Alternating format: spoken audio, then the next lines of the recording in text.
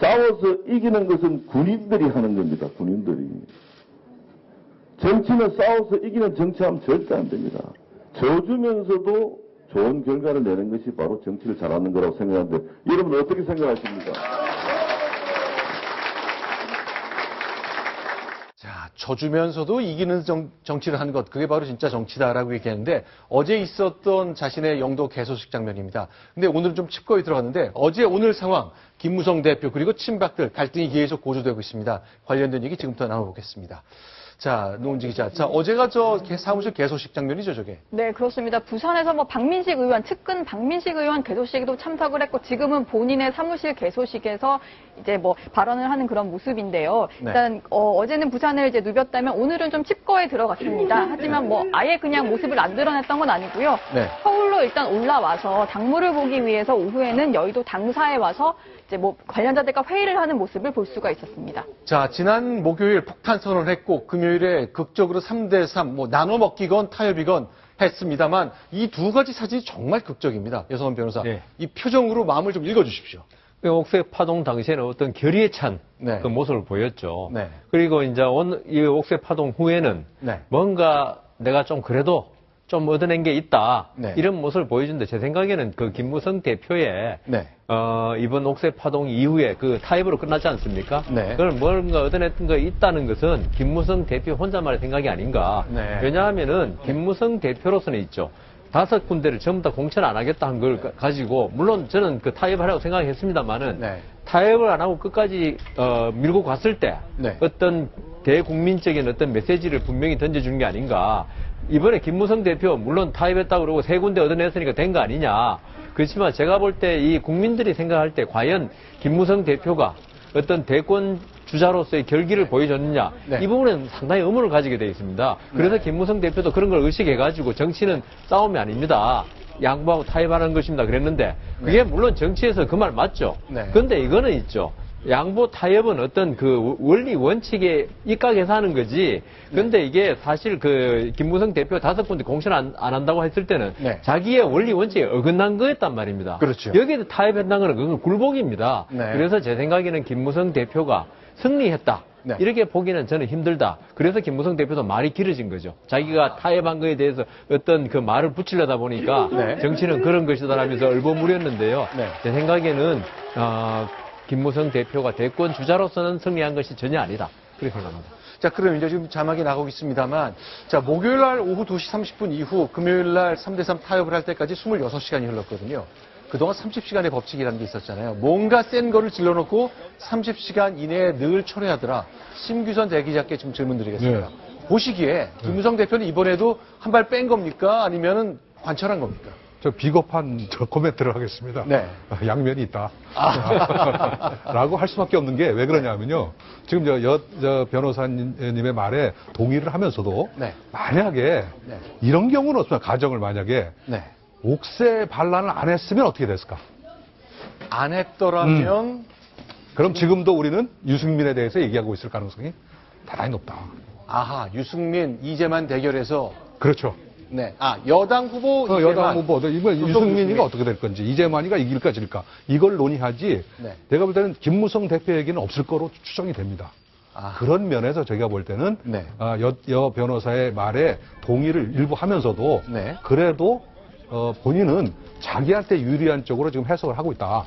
그래서 제가 하나 좀 꼭 지적하고 싶은 거는, 지금 그 김무성 대표의 그 옥새 반란의 성공 여부는, 네. 지금은 판단이 빠르다는 게 제 생각이에요. 아하. 총선 결과를 봐야 되는 총선 아니에요. 네. 총선도 아닙니다. 저는 대통령과의 관계가 어떻게 되느냐라는 네. 것이, 대통령은 뭐 총선에 대해서 네. 아시다시피 굉장히 결기를 가지고 있기 때문에 네. 제가 볼 때 총선이 끝나든 안 나든, 총선이 성공하든 말든, 네. 제가 볼 때는 김무성 대표에 대해서 네. 대통령은 분명한 메시지를 줄 거로 봅니다. 그건 대단히 비판적이지 않나요? 저는 비판적입니다. 그렇겠죠. 대통령과 김무성 대표의 관계는 대단히 비판적인. 저는 그 5군데 그 발언, 네. 그 24일 2시 반 발언이 있는 즉시 네. 대통령과는 돌아올 수 없는 강을 건넜다. 네. 이번 총선 결과가 어떻든 간에 박근혜 대통령과 김무성 대표는 함께 하기 힘들다. 네. 뭐 분당이 되건 안 되건, 뭐 신정적 분당이 아니건 저는 그렇게 생각합니다. 자, 일단 지금 말씀하신 것처럼 김무성 대표 말이 좀 길어질 수밖에 없습니다. 여러 가지 뭐 다양한 생각에 대해서 설명하자니까 그런데 또 이런 설명 좀 내놓은 게 있습니다. 자신이 문자를 한 1000개쯤 받았다고 하네요. 휴대전화 문자가 1000개쯤 왔는데 대체로 어떤 내용일지 그 얘기를 직접 들어보겠습니다. 절대 이번에 양보하면 니 죽는다, 니 절대 그러면 안 된다 하는 게 뭐 한 1000개 정도 들어왔습니다. 파국, 공멸로 가는 길을 막기 위해서 그렇게 타협을 했습니다. 자, 그러니까 역시 같은 얘기입니다만 1000개 받고 많은 사람이 절대 양보하지 마라, 타협하지 말라 응원했지만 자신은 결국 타협을 하는 결과를 냈다는 점을 좀 강조하고 싶습니다. 그러니까 1000개 문자 보낸 사람들이 대부분 네. 김무성 대표를 지지하는 사람일 거랍니다. 그게 바로 그 어떻게 보면은 네. 어떤 시민의 뜻, 국민의 뜻이라고 볼 수 있죠. 이번 그 공천 파동에 대해서 친박에 대한 반감을 드러내면서 네. 이 때문에 김무성 대표가 제 생각에는 그런 어떤 민심을 갖다가 배반한 것이다. 네. 이렇게도 볼 수 있는 거죠. 자, 그러면요. 사실은 이제 이거 김무성 대표가 3대3 타협하는 경우에 저희가 금요일도 잠깐 봤습니다만 가장 충격을 많이 받은 사람은 아마 이재만 후보일 것 같습니다. 자, 여러 가지 법정 투쟁 등 다양한 얘기를 하고 있는데요. 이재만 후보, 오늘은 어떤 생각을 갖고 있을까요? 좀 저희가 지난 며칠 사이의 장면을 묶어봤습니다. 김무성 대표가 설마 이런 식으로 할 것이라는 것은 상상도 못했습니다. 이게 어디 세계 천지에 이런 일이 있을 수가 있겠습니까? 그래서 저는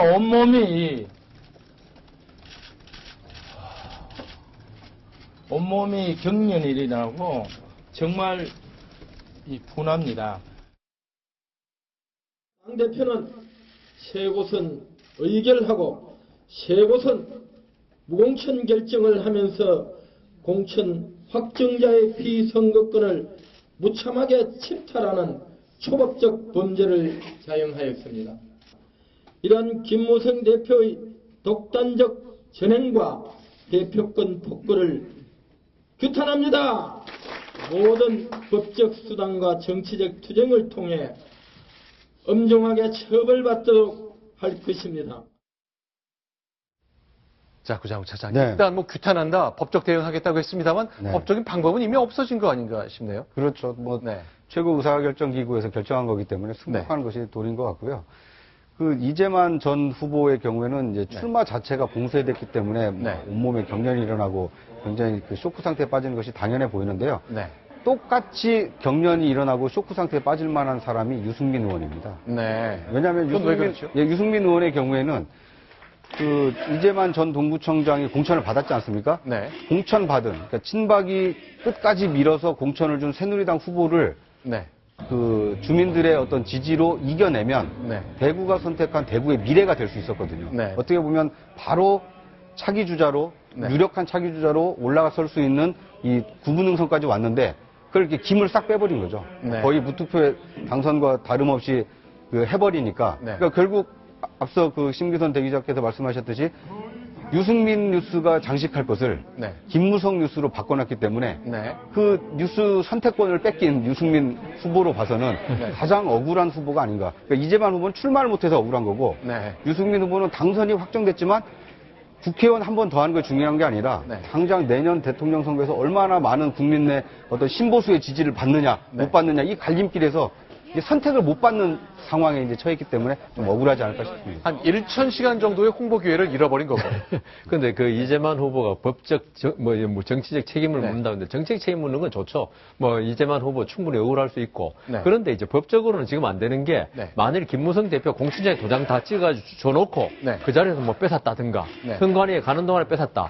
왜냐하면 새누리당의 모든 대외적인 의사 결정을 표시하는 것은 김무성 대표밖에 없습니다. 나머지 기구는 김무성 대표를 보좌하는 기구들입니다. 네. 그러니까 회사의 이사회나 주주총회사 어떤 결정을 하더라도 대표이사가 도장 안 찍고 사인 안 하면 아무런 효력이 없는 건 마찬가지입니다. 그렇기 때문에 지금 이재만 후보가 아마 네. 주위의 법률가들한테 조언을 얻었을 것인데 네. 아마 약간 잘못된 조언을 얻지 않았느냐. 네. 그러니까 김무성 대표가 어떤 공천장을 주기 전까지는 네. 대내적인 의사 결정에 불과하기 때문에 그걸 가지고 내가 후보가 확정됐다. 네. 그렇게 할 수는 없거든요. 알겠습니다. 그래서 법적 책임은 묻기가 힘들다. 그렇게 생각합니다. 일단 비박정에서 지금 얘기한 것처럼 이제 뿔이 단단히 났거든요. 그래서 원유철 원내대표도 오늘 방송에 출연해서 지금 탈당해서 무소속으로 뛰는 분들 설사 당선되더라도 절대로 받지 않겠다 그랬죠. 네, 그렇습니다. 당원 당규에 이런 규정이 있어서 어려울 거다라고 얘기를 했는데 그 규정을 좀 찾아봤더니요. 네. 당규 제5조 2항에 그런 내용이 포함이 되어 있었습니다. 이제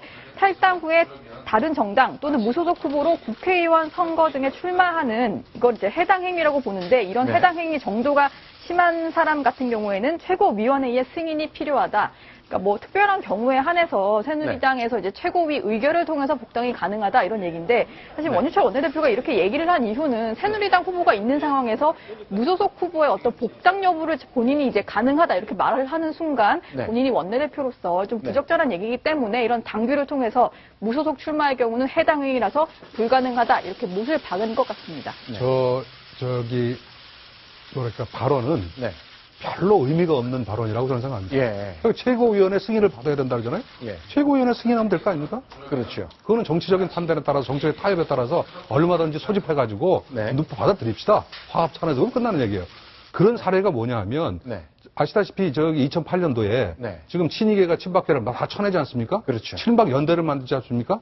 그리고 나서 다 생활하죠, 거기들이. 네. 상당수가 생활할 때 그때 당시에 박근혜 대표는 뭐라 그러냐면 전 대표는 뭐라 그러냐면 네. 이 사람 전부 다 복당시켜야 된다 그랬어요. 아, 예. 명백하게. 네네. 이 사람들 피해를 본 사람이기 때문에 네. 전부 복당시켜야 된다고 그랬기 때문에 네. 지금 여기서 무슨 뭐 복당이 된다 안 된다는 거는 그야말로 구두선에 불과하고 네. 나중에 결과를 봐서 네. 뭐 저기 최고위원회 열어가지고 다 합의해서 네. 합시다 그러면 하는 거죠 뭐. 네. 그러니까 지금 현재 최고위원 구성은 이제 친박 중심으로 됐기 때문에 한 올 7월 전당대회 이전까지는 좀 힘들 것 같고. 아니 거꾸로 네.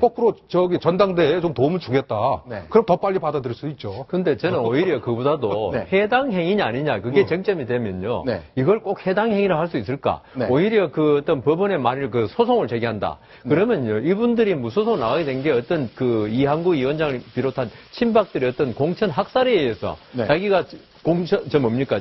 여론조사 결과가 더 높음에도 불구하고 어떤 의도에서 잘렸다. 네. 이렇게 나간다면은요. 그 해당 행위라는 걸 가지고 지금 원유철 원내대표의 말처럼 하기가 쉽겠냐 그런 생각이 듭니다.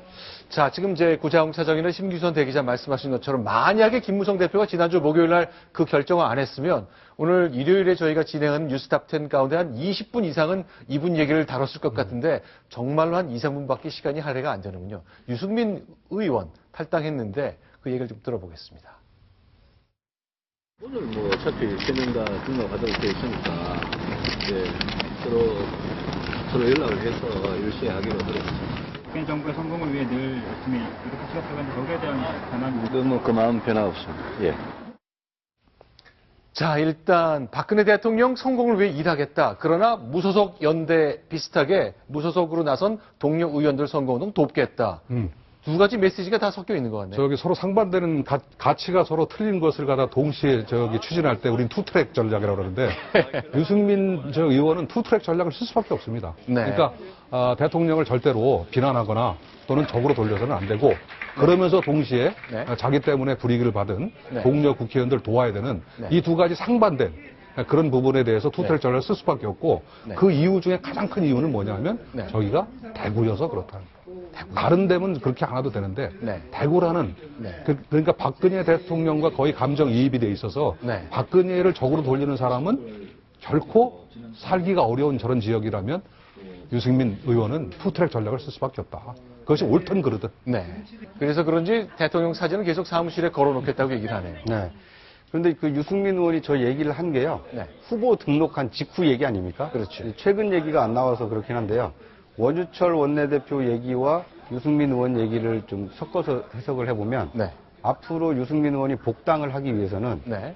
새누리당 공천자가 있는 유성걸 의원이나 권은희 의원을 지원을 하면 네. 그게 이제 해당 얘기가 됩니다. 네. 그럼 이제 복당을 못 시킬 수 있는 그 사유가 되는 거고요. 네. 그런데 만약에 이제 손을 놓게 되면 네. 유성걸 의원이나 이 권은희 의원 같은 이제 자기와 가까운 의원들이 이제 등을 돌리게 되지 않습니까? 그럼 이제 고립무원 상태에 빠지기 때문에 네. 사기 주자로서 발돋움하는데 상당히 좀 어려움이 있지 않을까 싶습니다. 알겠습니다.